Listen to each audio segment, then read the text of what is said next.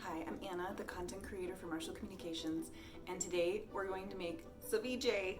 I'm a little nervous because I've never made it before, but I went to the grocery store and I asked them for the freshest fish they had. So I got a pound of this really nice halibut, and then what I do when I get home is I immediately put it on an ice pack in the fridge so that it stays as cold as possible until I want to cook it. Or in this case, ceviche it.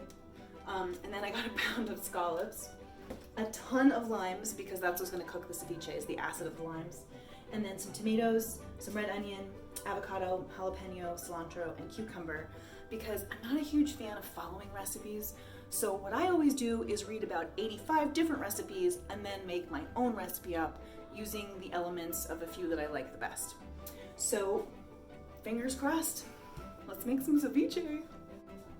So I've chopped up my scallops and halibut, and I'm going to pour all this lime juice. I juiced about 7 limes, but they were really big, because you need like a cup and a half of lime juice. So if they're little, you are gonna need more limes than that. One thing I wanted to mention about fresh seafood, because the fact that it's raw kind of freaks some people out, but if you have really good fresh fish, it smells like the ocean. It smells clean and salty and briny. It does not smell bad. So make sure, smell your fish before you buy your fish.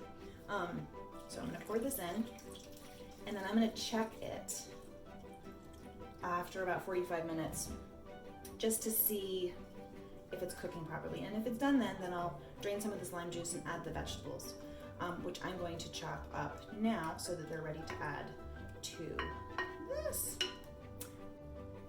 Okay, so I've chopped up my veggies.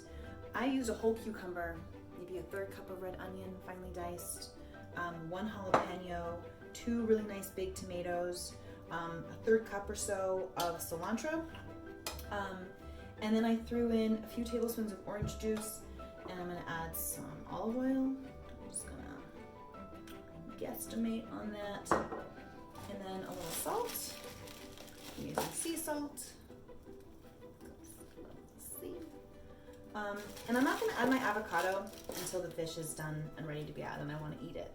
Otherwise, I'm worried it would get smooshy in a bad way. So that's that. And now we just wait for the fish to do its thing in the fridge, and then we can check this baby out. So I took the fish out of the fridge, and you can tell when it's done because it looks really white. See that it's cooked then.